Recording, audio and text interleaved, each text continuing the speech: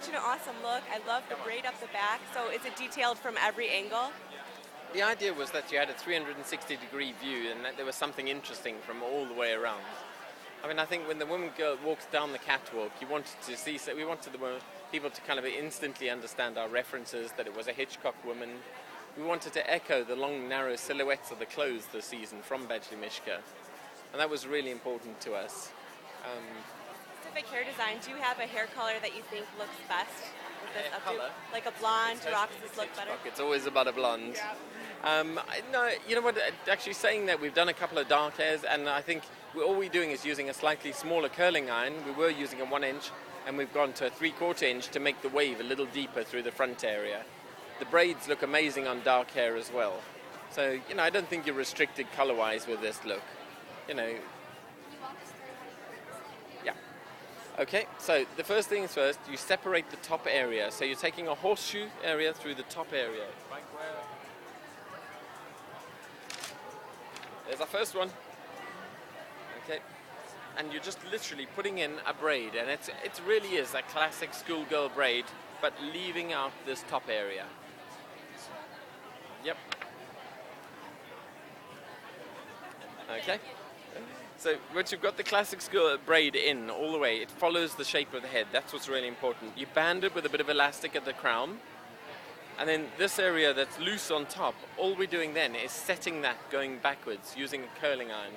Now you could use hot rollers, you could use Velcro rollers, you could use anything you like, anything you felt comfortable with at home. You're going to get a similar effect setting-wise. So it's not saying you have to use a curling iron. We are using a 3/4 through the front and a 1 inch through the back, so that you've got a distinction between the two, so you get a deeper wave. Then we're combing through as opposed to brushing through. And around the crown area, what we're doing is we're popping the comb in and winding the hair around the comb. So this is something very easy for you to do at home, because the comb actually stands up in the braid. And all it is give you this little, whippy effect, like a little French brioche.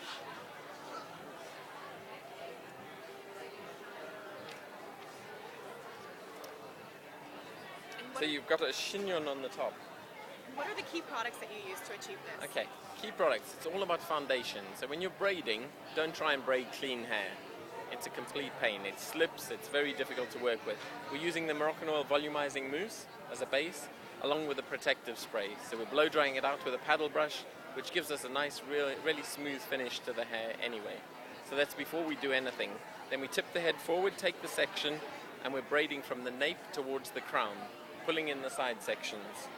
What we're then doing is using a tiny bit of spray, the Moroccanoil luminous strong spray, and we're setting over the top of that. Now, if you put a little spritz of it on and you use a hot roller, put a little spritz on and you use a Velcro, or what you can do if you really want it to last 2 or 3 days, is you can use a curling iron, take the curling iron out, and you can wind that hair around a Velcro, and then you get a really good set. I mean, you let the Velcro cool down 10 or 15 minutes, and you've got something which will last you clear 3 or 4 days.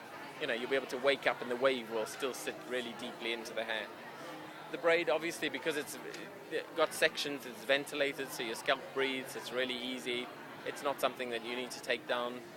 All the softness, all the little wispy bits. I loved the idea of Tippi Hedren. We watched the movie The Birds with Tippi Hedren, and as her hair was sort of distressed, I thought, wow, it actually looks quite sexy. It's quite feminine in the beginning. So we took that as a bit of an inspiration as well, so it didn't get into too much of a stiff set. It's just really, Kin Movak, The Birds, Hitchcock, and all his women, trying to modernize it, trying to look for a little twist, going anti-head shape. Not this head shape. I love when they taper that. So we've got this following the head shape, as opposed to being a French pleat, which kind of builds out, can look a little fusty and old. Yeah, it's meant to look young, a little bit young and fun, but still be this real unashamed glamour. Long, slim silhouettes, all really tight sides, really tight through the back of the nape of the neck. Everything's elongated, so we think fantastically. We nailed it on the head. It was in the hair and makeup test. We did 1 try, and that was it. So, which is extremely rare. It's very, very rare. Literally, the girl stood up. I put a little spritz of it. She put a dress on. She threw her head back. I put a spritz of spray on, and they were like, "That's it. Stop." I was like, bingo. It's great. Girls that have shorter hair, do you have an alternative look? Again, looking through the front area, it doesn't matter, even if you've got 2 or 3 inches through the front, you've got enough hair to get a little curling iron in there.